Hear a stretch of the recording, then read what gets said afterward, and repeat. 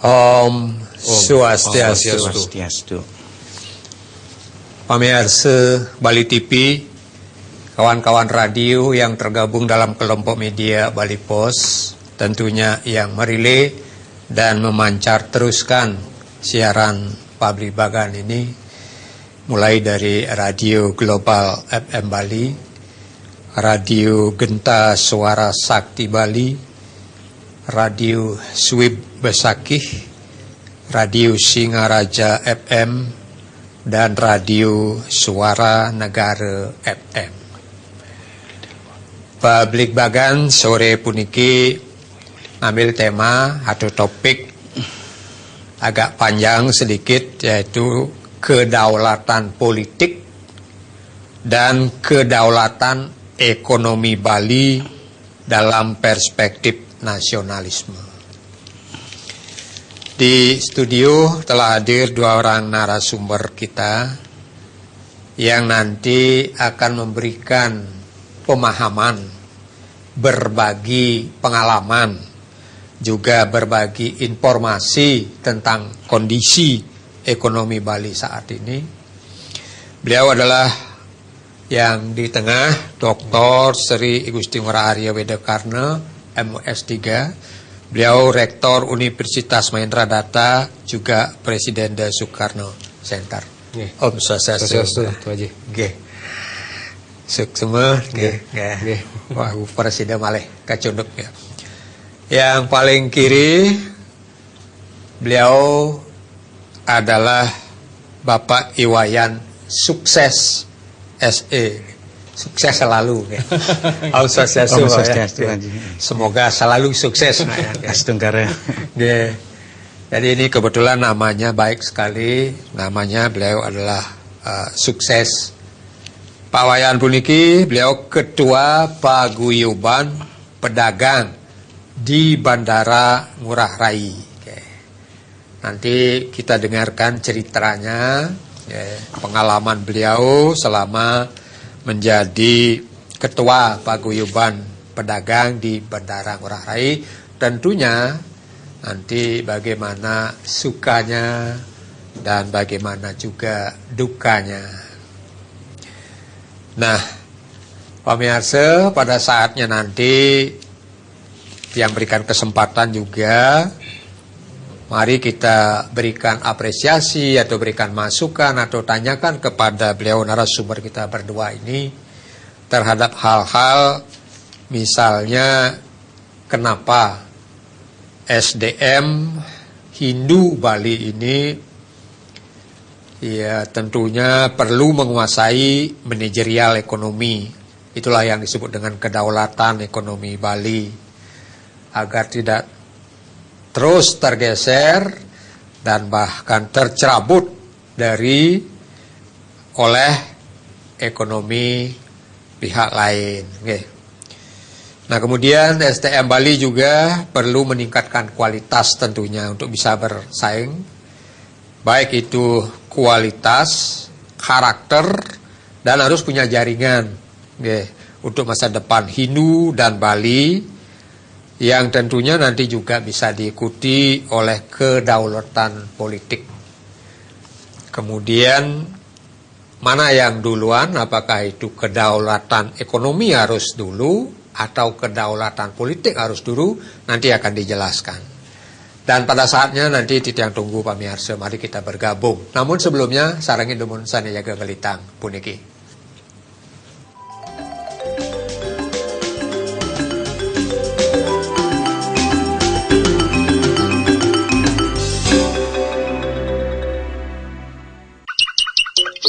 Surya Trust, pusat baja ringan dan genteng metal, ekstra kuat dan ekstra murah. Kami melayani eceran dan grosir, aneka bahan bangunan, genteng metal, pandek, seng gelombang, besi beton, triplek, dan lain-lain. Hubungi kami. Denpasar, telepon 0361 900 5831. Lombok 0370 672377. Kupang, telepon 0380 832901. Kami melayani pemesanan seluruh Bali, NTB, dan NTT. Bombay Garden menerima pemasangan untuk apartemen, kantor, rumah dan villa dengan menggunakan bahan import garansi 2 tahun. Hubungi kami di Jalan Raya Puputan nomor 8 Kompleks Ruko Niti Mandala Renon Denpasar, telepon 245184.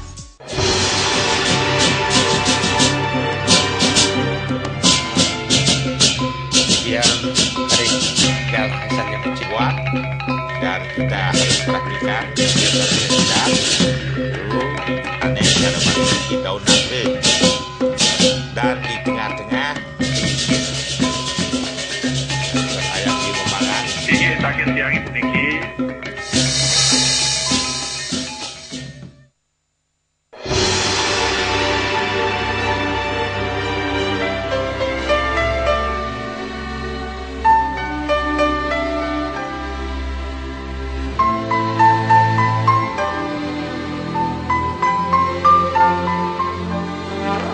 Mari ulurkan tangan kita. Bantulah saudara-saudara kita yang menderita cacat dan didera sakit. Salurkan bantuan Anda melalui dompet Wirase Bali TV.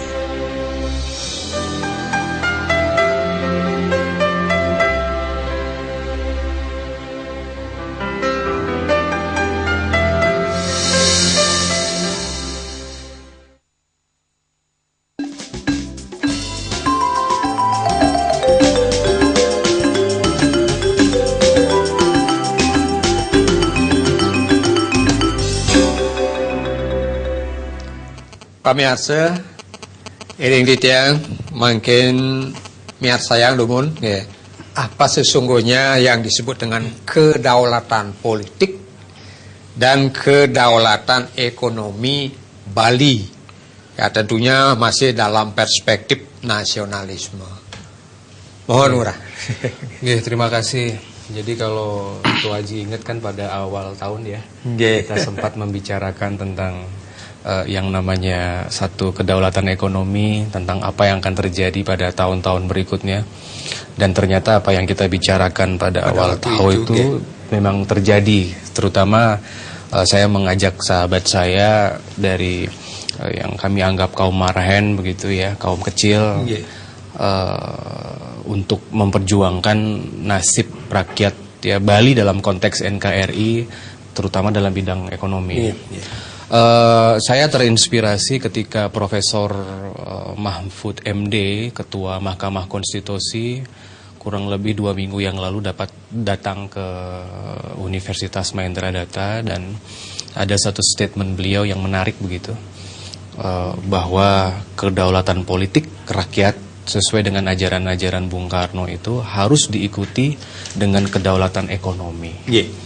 Karena sepintar apapun masyarakat Bali, saya ambil contoh di Bali ya, masyarakat Bali sehebat apapun agama orang Bali, agama Hindu khususnya, sehebat apapun budaya kita, secerdas apapun generasi muda kita, sehebat apapun leluhur kita, tetapi tanpa dibarengi oleh satu kedaulatan ekonomi, tidak dibarengi oleh yang namanya satu harga diri ekonomi, tidak dibarengi dengan satu capital, modal, dan penguasaan ekonomi di berbagai bidang kehidupan, maka yang terjadi seperti ini. Dalam konteks yang lebih besar, kedaulatan politik kita hilang. Misalkan pada saat gagalnya Otsus Bali, gagalnya perjuangan undang-undang pornografi, akan lolosnya undang-undang produk halal yang mendukung salah satu kelompok agama yang akan merugikan orang Hindu. Dan juga kita melihat ini kan ada satu sistemik bahwa ekonomi di Bali ini dirancang untuk menjadi Sandiakalaning Majapahit tahap kedua. Kehancuran sejarah kita, kehancuran leluhur kita, kehancuran Mojopahit, kehancuran dulu bagaimana eksistensi leluhur kita di Bali itu adalah kehancuran karena disebabkan oleh ekonomi. Ya, bagaimana juga leluhur kita lari tunggang langkang dari tanah Jawa sampai ke Bali karena satya terhadap siwa Buddha, itu pun karena kekalahan ekonomi di tanah Jawa. Dan sekarang saya melihat bahwa ini ada satu skenario seperti yang saya berkali-kali sampaikan kepada masyarakat Bali, bahwa Bali ini sekarang masuk ke dalam tiga kekuatan geopolitik besar. Yang pertama adalah geopolitik Barat, yang diwakili oleh Uni Eropa, Amerika, kemudian Australia, yang dimana saya suka menyebutnya sebagai klub Kristen. Yang kedua adalah geopolitik, yaitu Jazirah Arab, yang berasal dari negara-negara Islam yang sekarang sedang panik karena minyak bumi di tanah Arab itu sudah akan habis 20 tahun yang akan datang. Tetapi mereka punya emas banyak, punya uang banyak, dan mereka menyebarkan modal-modal ke seluruh dunia. Karena mereka tahu 20 tahun yang akan datang mereka tidak bisa jual minyak, akhirnya mereka merebut modal-modal yang ada di seluruh dunia, termasuk Bali menjadi sasarannya. Yang ketiga adalah geopolitik Asia Timur yang dikuasai oleh Cina dan Jepang. Nah, jadi ini akan masuk satu wilayah. Kita ini ada di tengah perang Baratayuda sebenarnya. Ya, di tengah Baratayuda. Dan kasus yang terjadi oleh saudara-saudara kami ya, kurang lebih 1.500 ya di sana ya, di mana di airport ya, untuk di Paguyuban ini adalah salah satu yang mengemuka saja sebenarnya. Saya sebagai putra Bali sangat merasakan ketidakadilan. Bagaimana rakyat Bali yang mempunyai tanah ini, yang berusaha, yang bekerja, tetapi mereka dikalahkan oleh suatu sistem. Ya, misalkan kita lihat kemarin bagaimana perjuangan dari pedagang-pedagang yang sebagian besar adalah Hindu Bali yang di airport itu, karena mereka itu standar tender itu standarnya dipakai internasional. Ya, itu buat saya itulah yang disebut ramalan Bung Karno yang disebut neo-kapitalism. Nah, jadi dan ini yang mengemuka, mungkin sudah jalan Tuhan, bahwa ini harus meledak kasus ini. Kasus ini harus menjadi satu konsumsi publik. Dan jangan salah, banyak sekali perusahaan-perusahaan di Bali, apakah itu cabang-cabang BUMN, perusahaan-perusahaan besar yang memang multinasional, yang mereka mengeruk keuntungan di Bali, mereka ini mendiskriminasi orang Hindu. Misalkan ada dalam perekrutan tenaga kerja, ada satu perjanjian tidak tertulis. Bagaimana perusahaan-perusahaan yang besar ini, yang tidak dimiliki oleh orang kita, yang cabang-cabang dari luar negeri atau Jakarta, kalau mereka ada satu aturan, kalau mereka ingin merekrut tenaga kerja, upayakan jangan merekrut orang Hindu. Karena kita disalahkan orang Bali karyawannya banyak libur, banyak upacara, banyak cuti. Nah, dalam perspektif kami dari nasionalisme Indonesia, ini bukan ekonomi Pancasila. Pancasila itu menaungi local genius begitu. Jadi kesimpulannya dari kenapa tema ini menjadi sangat relevan dengan momentum saat ini, siapapun yang berusaha di Bali membuat perusahaan, mau itu BUMN, perusahaan negara, perbankan, jasa hotel, pariwisata, kalau Anda berani masuk ke tanah Bali untuk berusaha, yang nomor satu yang harus diikuti adalah menghargai umat Hindu Bali sebagai stakeholder, pemilik sah dari pulau ini, yang mengupacarai pulau kita, yang mendoakan, yang menciptakan vibrasi. Kalau sudah hak dari masyarakat Hindu Bali tidak terpenuhi, lebih baik jangan membuat usaha di Bali. Nah, ini saya anggap perjuangan dari teman-teman airport baru awal. Nanti akan diikuti lagi oleh teman-teman dari seluruh sektor, dan ayo mulai momentum ini bangkit. Suka duka pekerja Hindu, pekerja-pekerja kita bangkit dan bersuara. Nah, kalau sudah bersuara pasti didukung sama rakyat dan sukses. Baik sekali. Pak Wayan, jadi silakan ceritakan sedikit pengalaman perjuangan Pak Yan. Tarisan. Ya, terima kasih. Jadi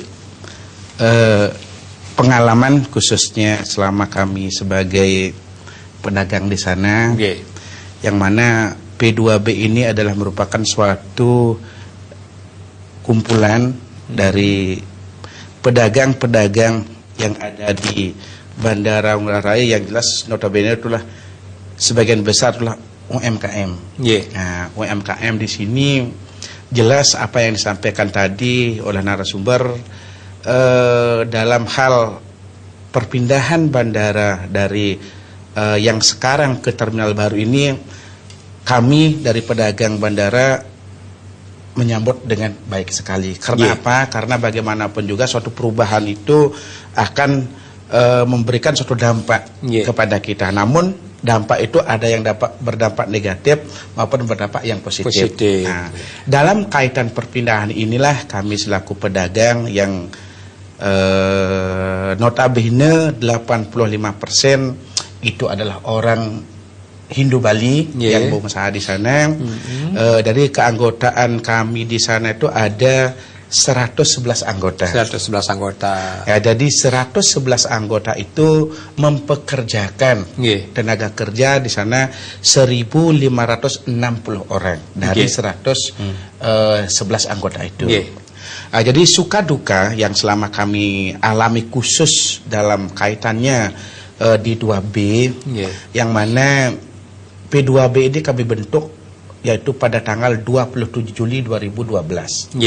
Adapun tujuan dan maksud kami membentuk P2B ini adalah bagaimana kami sesama pedagang yang sudah berusaha di sana untuk selalu berkoordinasi, menyatukan suatu visi bagaimana kita sebagai pengusaha yang sudah lama di sana masih bisa berperan aktif di sana.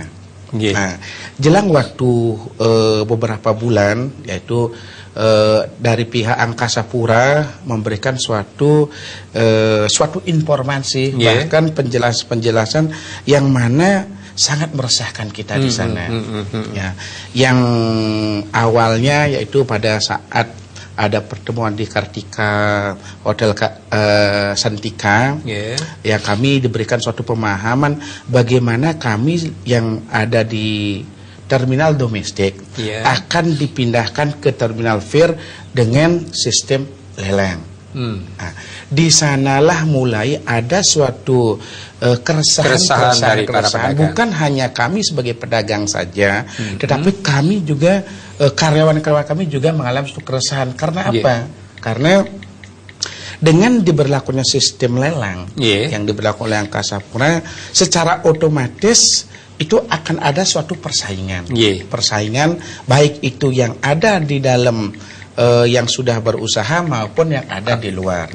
Namun demikian, karena pada saat itu ada suatu keinginan dari pihak Angkasa Pura agar terminal yang sekarang di fir kami tempat ini bisa berjalan dengan sesuai dengan schedule, kami sepakat dengan pedagang pada saat itu kita lakukan apa menjadi aturan daripada Angkasa Pura. Nah, berlanjut ini suka duka kami di sana, yaitu mengawali bulan Desember. Nah, ini kami mendapatkan suatu informasi bahwa semua pedagang yang ada di sana akan dilelang terbuka, khususnya di terminal internasional. Tapi tidak ada prioritas, artinya pedagang yang sudah ada dulu itu mendapatkan prioritas, atau lelang terbuka siapa saja yang berani lebih mahal itu yang dapat. Ya, jadi untuk lelang yang dilakukan pada saat aturan itu tidak sama. Jadi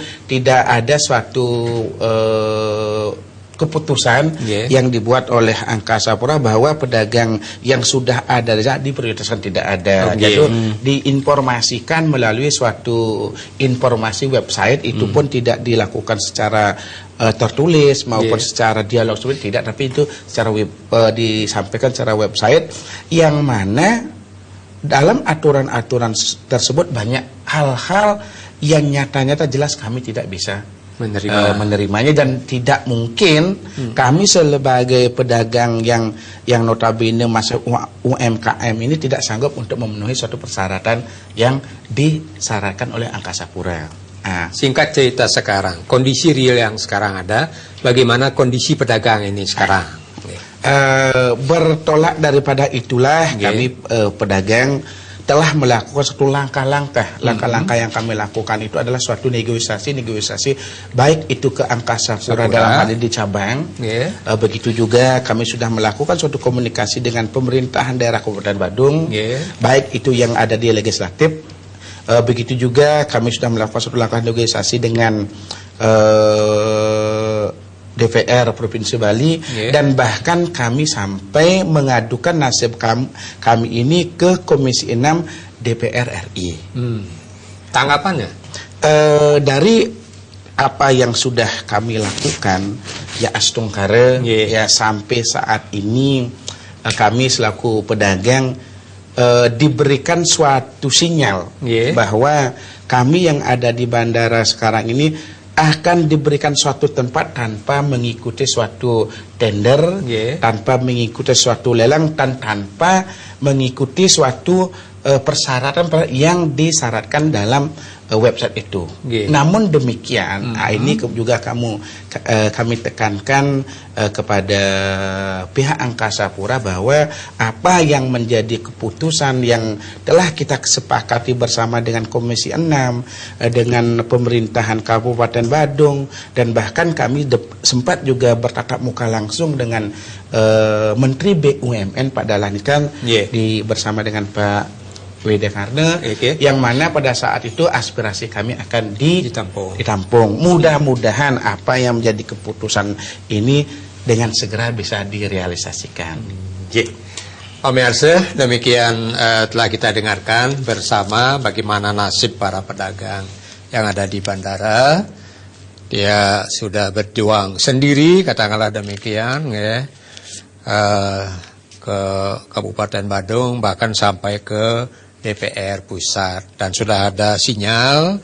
Mudah-mudahan apa yang disampaikan oleh Pak Dahlan Iskan nanti bisa cepat terrealisasi. Setelah niki silakan nanti pemirsa hubungi kami di studio, silakan berikan masukan, apresiasi bagaimana kita membangun kedaulatan ekonomi Bali yang pada nantinya bisa menjaga kedaulatan politik. Sarangin dumun sana jaga ngelintang puniki.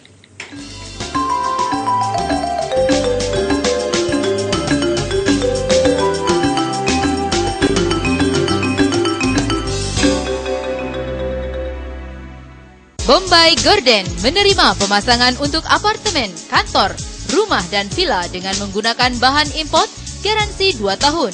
Hubungi kami di Jalan Raya Puputan nomor 8 Kompleks Ruko Niti Mandala Renon Denpasar, telepon 245184. Terapi adem panas Agus Suyanto, mengobati stroke, migrain, vertigo, dan pengapuran. Alamat Jalan Panjaringan Asri, Rangkut, Surabaya. Telepon 031 870 1970. Dapatkan produk-produk Changhong dalam rangka promo Imlek Sale di toko-toko kesayangan Anda di daerah Bali dan Lombok. Changhong, Kongsi Pacai 2564.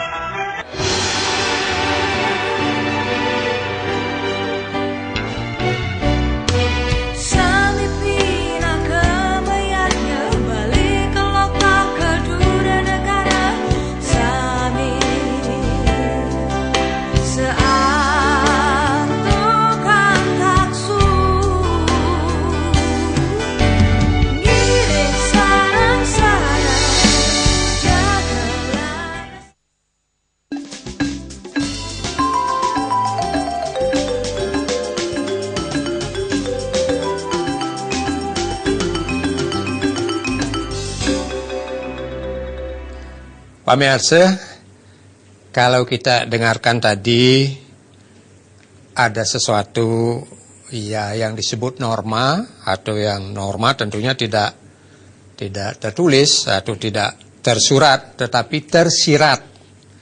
Di sini ada semacam diskriminasi terhadap orang Hindu Bali dalam hal perekrutan pegawai atau tenaga kerja di suatu BUMN dengan dalih tenaga kerja Bali banyak libur, banyak upacara. Apakah pemirsa akan berikan Balinya seperti niki? Itu yang menjadi pertanyaan.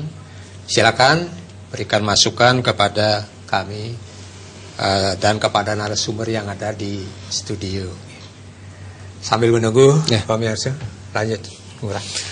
Ya, jadi orang Bali, kondisi itu kenapa bisa terjadi, karena kita sendiri sebagai orang-orang Bali, teman-teman kita yang berjuang di sektor ekonomi, yang menjadi pejabat-pejabat di ekonomi, mereka tidak berani bersuara. Dan harusnya perjuangan itu para pendatang di Bali, baik itu internasional maupun pendatang luar Bali, itu mempunyai rasa segan yang tinggi kepada orang Bali, mempunyai rasa takut yang tinggi. Karena Bali ini berbeda dengan yang lain. Karena Bali dengan suku-suku lain di Indonesia, Bali ini kan paling toleran ya, baik hati begitu. Tetapi kadang-kadang kebaikan orang Bali ini dimanfaatkan sehingga dianggap belok polos. Solusinya adalah bahwa anak-anak muda Bali, para pekerja kita, para entrepreneur kita harus berani bersuara. Ketika diskriminasi itu terjadi misalkan dalam sebuah industri besar, misalkan kalau ada perekrutan tenaga kerja 50 baru ya, misalkan harus berani meminta bahwa penduduk Bali itu 90% loh orang Hindu. Harusnya 90% adalah orang kita. Nah, kadang-kadang ini tidak bisa tercapai karena di kalangan orang Bali sendiri, di kalangan serikat pekerja, di kalangan manajemen, itu ada satu rasa sentimen yang tinggi dan tidak kompak. Jadi makanya kita harus merubah. Lawan-lawan kita dalam perang Baratayuda ini, mereka kaum Kurawa ini, 3 kekuatan besar ini, yaitu yang Kristenisasi, Arabisasi, dengan Cinanisasi ini, mereka itu akan berani menekan orang Hindu Bali kalau orang kita diam. Seperti perjuangan yang ada di teman-teman bandara, aktif, proaktif. Mereka pedagang tapi juga mereka diplomat loh, bersuara. Akhirnya kan Jakarta gentar juga. Nah, jadi saya harapkan begitu. Jadi dimanapun terjadi, serikat pekerja wajar meminta hak libur untuk orang Hindu Bali, hak cuti untuk upacara-upacara di pura-pura kita. Dan kalau banyak pengusaha itu ada di Bali, mereka mencari uang. Pesan saya jangan hanya menguruk keuntungan, tapi pelihara juga orangnya, pelihara juga desa pekramannya, lingkungannya, agamanya. Karena ketika kasus airport, Bali sekian juta wisatawan datang ke Bali, itu karena Hindu loh. Karena budaya Hindu Bali, makanya mereka datang ke Bali. Dan Hindu Bali ini hanya bisa dipelihara oleh rakyat Bali yang beragama Hindu, begitu. Nah, semuanya harus kompak. Jadi pemerintah juga jangan sok nasionalis. Saya juga tadi, karena perjuangan teman-teman ini kan belum tuntas ya, dan masih janji-janji, berjuang sendiri. Politisi, ayo. DPR silahkan, terima kasih sudah mengayomi. Pemerintah Satya Wacana lah. Nanti kalau seandainya Angkasa Pura ini juga nggak konsisten, sekali-kali perlu tuh mogok itu di airport itu. Mogok aja seperti Itali berani mogok. Yunani itu berani mogok. Eropa tuh berani mogok begitu ya. Kenapa orang Bali nggak berani mogok kerja? Buktikan kepada manajer-manajer yang bukan orang Hindu itu, buktikan pada personalia yang menggencet orang Hindu itu, bahwa mereka tuh bekerja di tanah Bali. Kalau Anda bekerja di tanah Bali, Anda mendapatkan keistimewaan, privilege nama baik, privilege keuntungan yang berlipat-lipat. Privilege itu harus dibayar dengan memperhatikan manusia-manusia Hindu Bali, memperhatikan pekraman. Jadi kita di sini seperti ayam kehilangan induk ya. Ya, makanya saya sarankan dimanapun ada pekerja Hindu, buatlah asosiasi atau perkumpulan seperti yang dibuat oleh airport ini. Ya, di perhotelan, di pelabuhan, di mana-mana. Jadi kita kompak. Kalau ada yang macam-macam protes dan demo, dan kemudian perlu sekali-sekali mogok kerja, tetapi dengan cara persuasif juga saya sarankan. Baik, silakan pemirsa yang tunggu di studio yang ingin memberikan apresiasi atau yang ingin memberikan masukan terhadap apa yang tadi telah dipaparkan oleh dua narasumber kita. Ini kita apresiasi kepada Pak Wayan Sukses, karena beliau sukses juga. Ya, ini walaupun berjuang sendiri begitu. Ya, bukan hanya di Bali, bahkan sampai ke DPR pusat untuk memperjuangkan supaya pedagang yang ada di airport itu masih tetap akan diberikan tempat walaupun terminalnya digusur. Om Swastiastu, Pak Surering Buleleng. Om Swastiastu. Dari sang Pak Surering. Kahajang sore puniki Ratu Dewa Saji. Rauhi narasumber sang kalih puniki. Jadi begini mantan siang apa sedikit sekali yang dapat dengar dari Pak Gusti Widikarne menyampaikan tentang permasalahan Bali. Jadi menurut tiang sebagai pilihan desa pekraman Jageraki Ratu sangat miris sekali melihat tubuh wawidangan pelemahan kita sudah tercabik-cabik. di mana yang lihat tentang awik-awik desa itu, mengapa banyak orang-orang kita yang duduk di instansi terkait yang mayoritas umat Hindu tidak mau peduli untuk mengawal awik-awik itu. Contoh, banyak orang-orang luar itu membuat usaha itu, mengapa tidak menghormati Banjar itu, wilayah itu, kontribusinya itu, mengapa tidak pernah disalurkan ke adat. Nah, hal lain juga tentang buruh-buruh sekarang ini, karyawan yang mayoritas juga kebanyakan umat Hindu. Kita juga sebenarnya sangat miris, di mana kesejahteraan mereka itu belum memadai. Sehingga orang-orang kita yang duduk di legislatif mau eksekutif, tidakkah dia mau tahu urusan itu? Contoh sekali waktu turun toko-toko dan lain sebagainya, tanya dulu kesejahteraan mereka. Kalau usus di Buleleng, tiang sudah kesana kesini, tiang tanya hanya 35.000 per hari. Kalau masuk mendapat 15.000 atau 10.000 uang makan, apakah cukup dia untuk akan hidup, kesejahteraan keluarganya? Jadi untuk tiang ini, tiang mohon kepada pemerintah provinsi, kabupaten, entahlah nanti membuat pergub, peraturan bupati, entahlah membuat seperti apa yang dikatakan Bapak Agus Suradjana, Bupati Buleleng, maupun Bapak Nyoman Sukidre, akan berupaya, artinya membuat rancangan peraturan daerah, peraturan bupati untuk mampu mensejahterakan masyarakatnya, sehingga masyarakat kita, khususnya Bali ini, tidak menjadi tersisih. Suksema Pak Sureng, bagus. Baik sekali, jadi bagaimana bisa hidup hanya dengan penghasilan Rp35.000 per hari?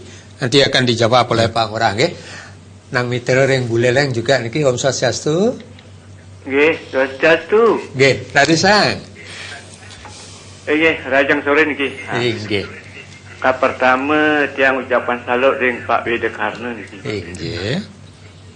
Karena statement pendapat-pendapat yang disampaikan melalui media cukup menarik dan bisa diterima oleh masyarakat, terutama Keramu, kita yang di Keramu di desa ini.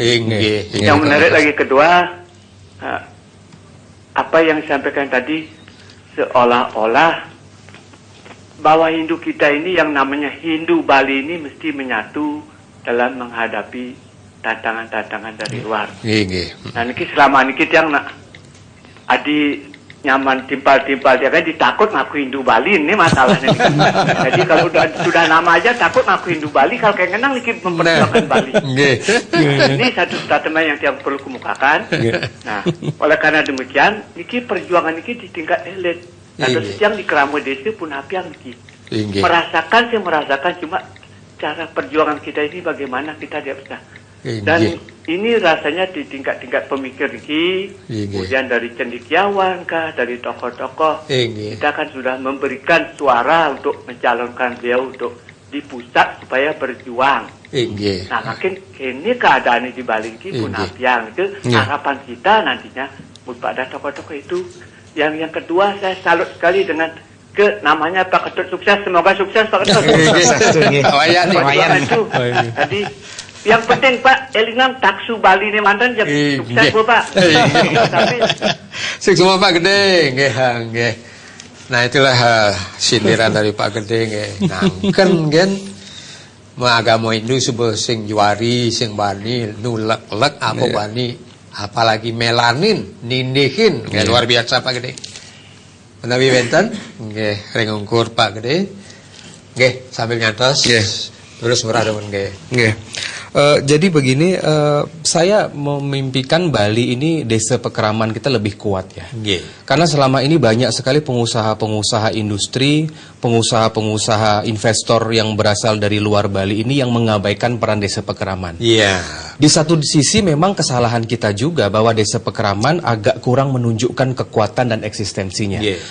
Orang itu kalau mau dihargai, Desa kalau mau dihargai, bendesa kalau ingin dihargai, itu harus tegas. Tegas itu bukan berarti galak. Tegas itu artinya apa yang menjadi tuntutan hak dari masyarakat wewengkon Palemahan ini, itu disampaikan. Misalkan nanti bulan depan kita menghadapi Nyepi. Saya sampaikan ini, mohon disebarkan kepada seluruh rakyat Bali.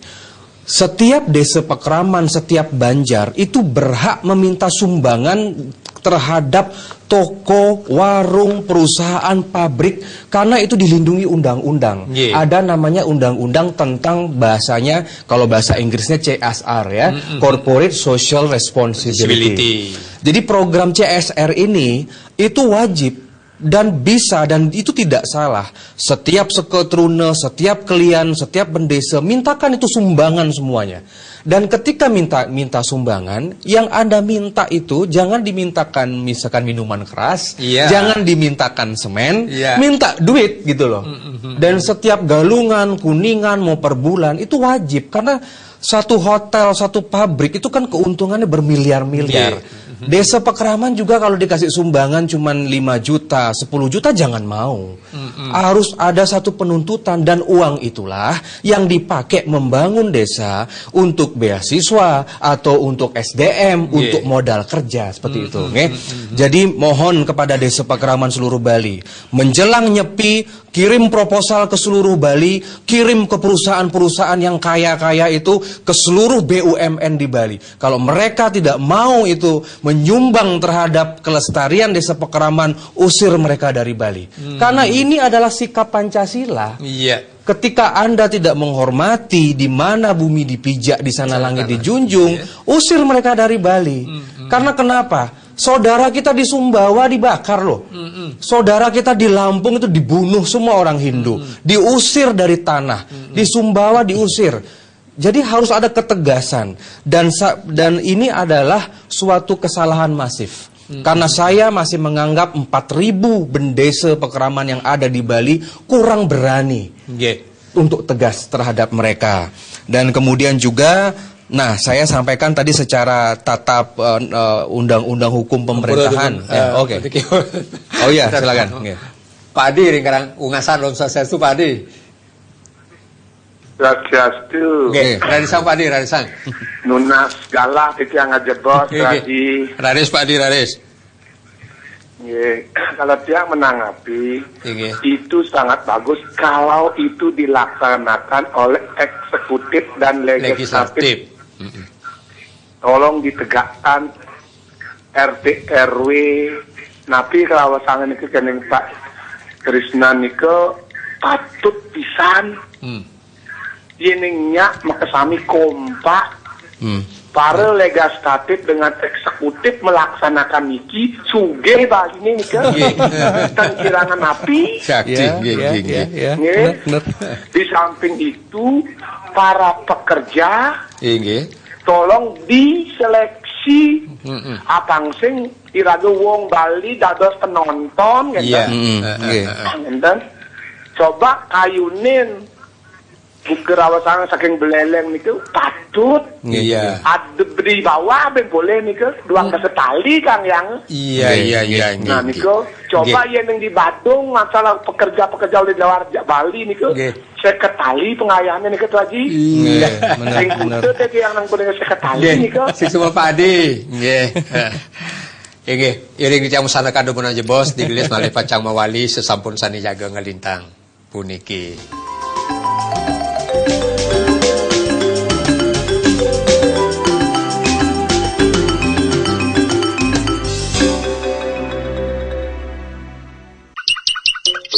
Surya Trust, pusat baja ringan dan genteng metal, ekstra kuat dan ekstra murah. Kami melayani eceran dan grosir, aneka bahan bangunan, genteng metal, pandek, seng gelombang, besi beton, triplek, dan lain-lain. Hubungi kami, Denpasar, telepon 0361 900 5831, Lombok 0370 672377, Kupang, telepon 0380 832901. Kami melayani pemesanan seluruh Bali, NTB, dan NTT.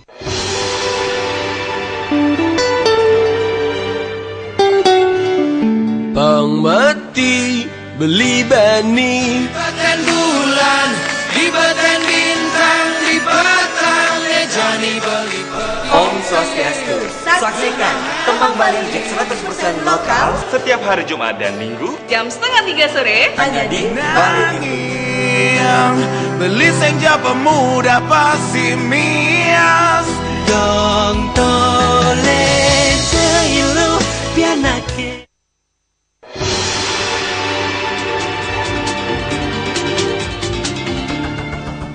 Bali, Pulau Seribu Pura. Keindahan Bali menjadi pesona. Destinasi ini harus dilestarikan sepanjang sejarah manusia. Mari bersama ikut berbuat kebaikan untuk pulau ini. Saksikan liputannya dalam Ajak Bali.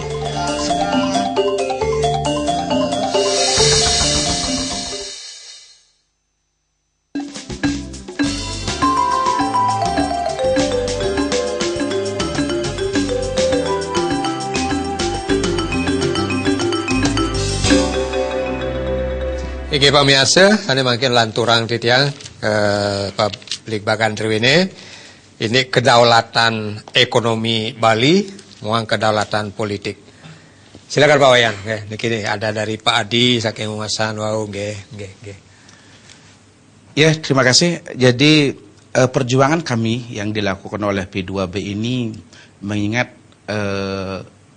di bandara adalah tempat kami untuk mempekerjakan orang, mencari nafkah.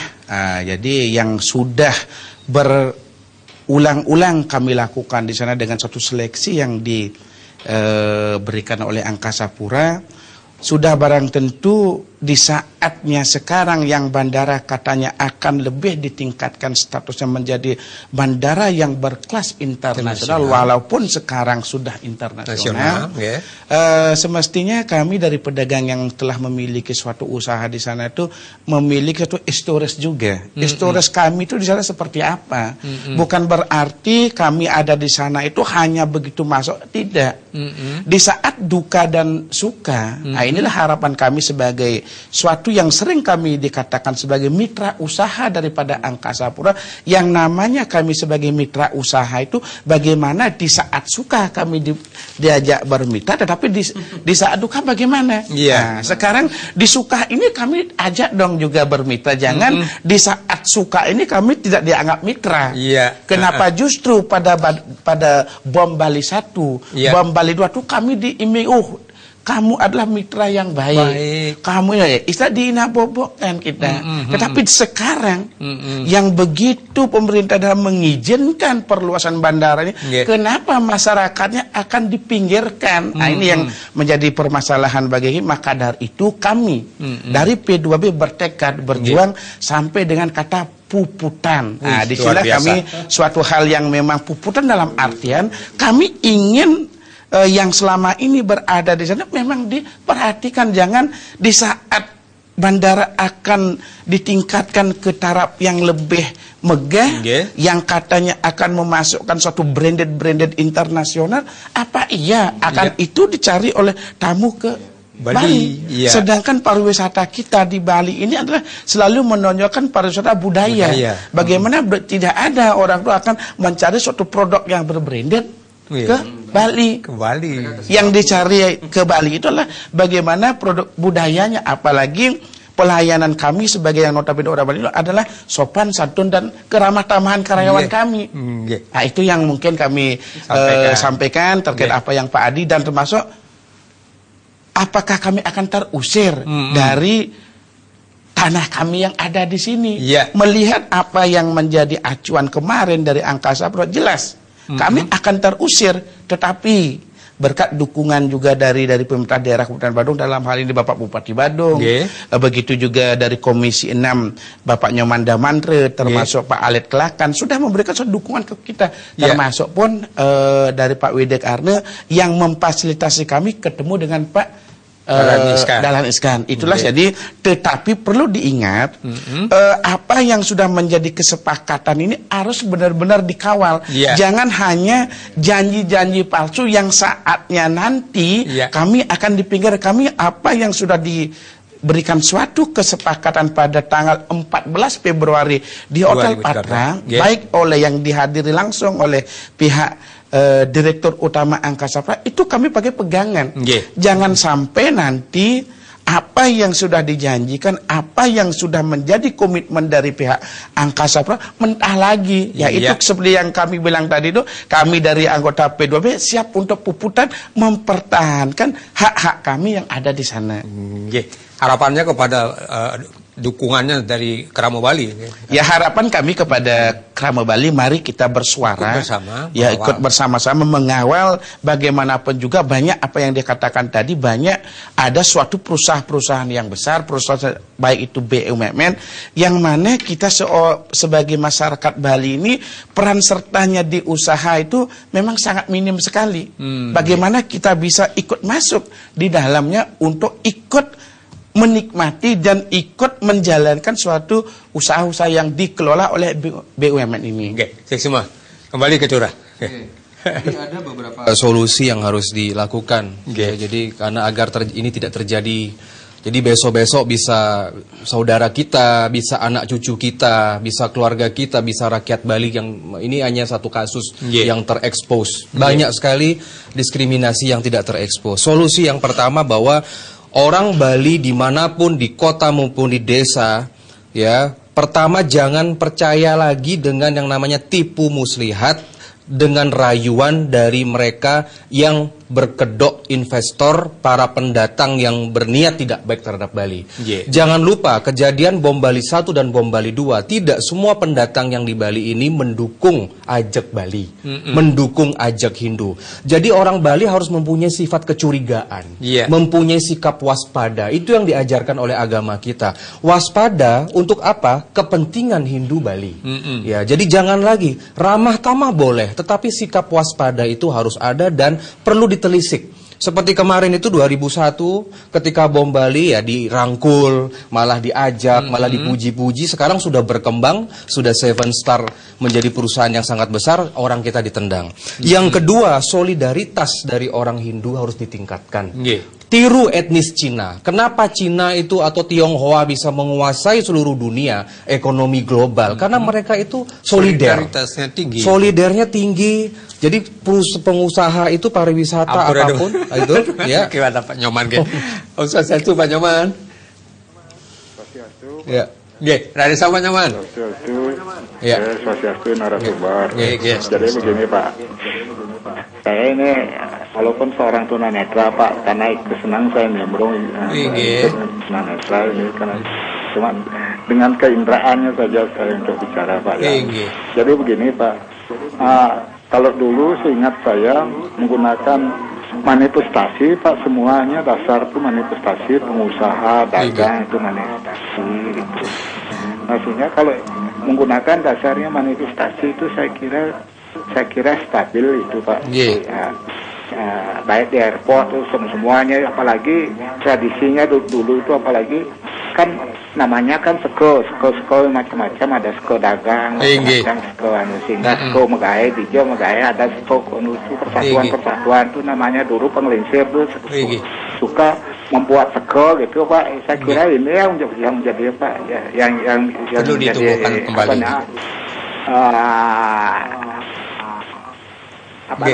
Supaya menjadi ironis Pak, supaya jangan jadi krusial itu menurut saya Pak. Semua Pak Nyoman semua Pak Nyoman ya, walaupun beliau tunanetra tetapi bisa bergabung dengan indera-inderanya yang lain, bergabung kepada kami di studio. Silakan kembali lanjutkan yang tadi. Jadi yang kedua nih solidaritas ya. Jadi bagaimana pengusaha Hindu harus berjaringan, ya, berjaringan yang ini. Kalau misalkan orang-orang Bali mempunyai usaha, mereka mempunyai satu pekerjaan, punya perusahaan. Jadi prioritas-prioritas itu harus diberikan kepada orang-orang kita seperti itu. Kemudian solusi yang ketiga, saya mengharap agar dibentuk serikat-serikat pekerja Hindu di seluruh perusahaan di Bali. Kalau ada PT, kalau ada perusahaan BUMN, BUMD, atau perusahaan-perusahaan multinasional yang tidak mau membentuk serikat pekerja, atau ada suka duka pekerja, kita sudah ada ISDPHI, itu silakan itu diprotes, silakan itu digugat begitu. Karena adalah hak dari undang-undang pun serikat pekerja ini harus berusaha. Nah, tapi kan serikat pekerja ini kan juga di Bali kan saingan ya. Serikat pekerja ini tentu saya menginginkan kalau di Bali serikat pekerja Hindu ini itu juga harus kuat. Ya, karena masing-masing serikat pekerja itu punya agenda masing-masing itu. Kemudian awik-awik di Desa Pekeraman.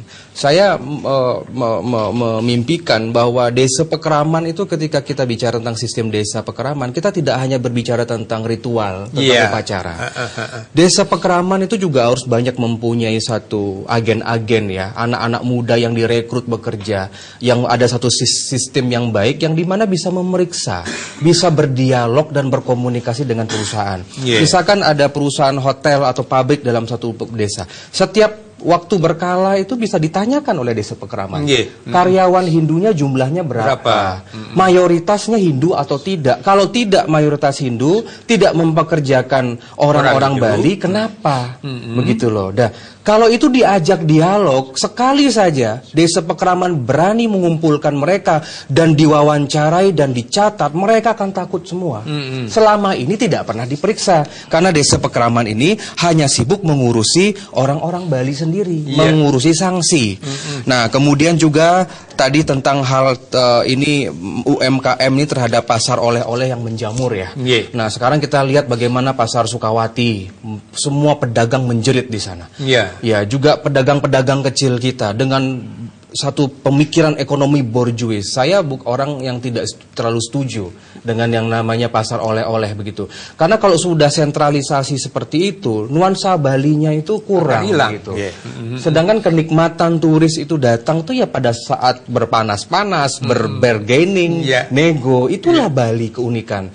Nah, jadi saya rasa ini juga bukan kesalahan dari sistem, tetapi eksekutif dan yudikatifnya pun tidak ada suatu pengawasan.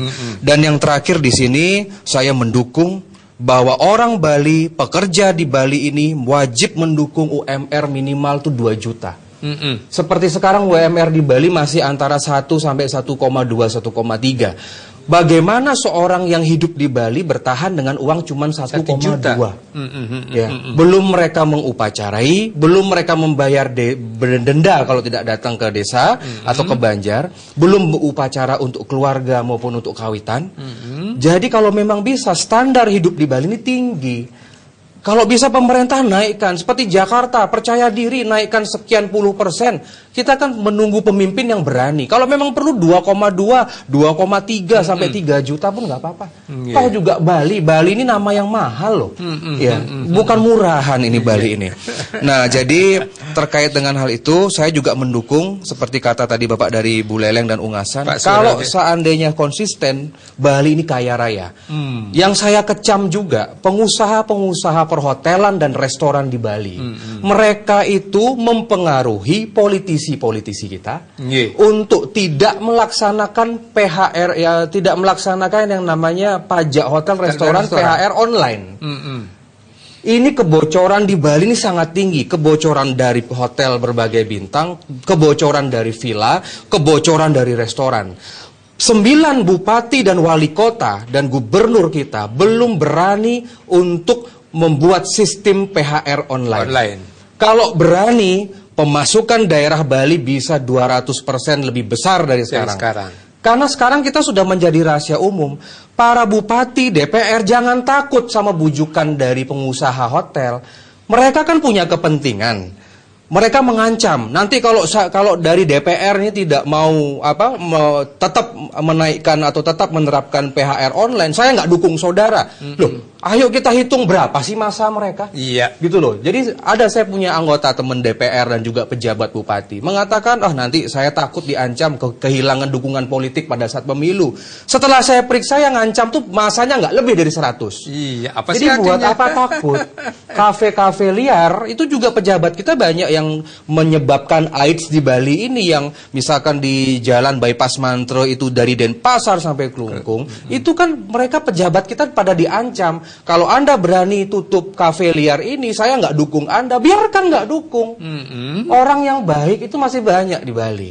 Sayang sekali dari 9 pejabat kita, bupati, wali kota, dan gubernur kita tidak mempunyai sifat berani. Iya.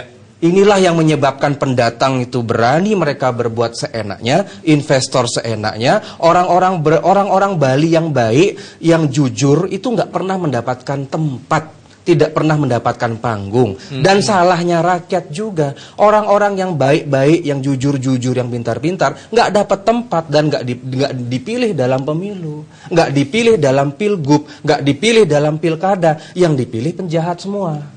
Yang gitu punya loh. uang yang dipilih. Nah, sekarang walaupun pintar, yang salah itu juga masyarakat karena pragmatis. Jadi ini adalah kesalahan masif kita, dan memang perlu tokoh sekali berawatara, saya rasa ya, untuk bisa, karena semua tinggal janji-janji, apalagi ini menjelang pemilu ya, pada janji-janji begitu. Makanya saya minta sama Pak Wayan Sukses bicara sama Bupati Badung, bicara sama DPR, sama DPD RI, kawal sampai tuntas. Kalau tidak ya puputan.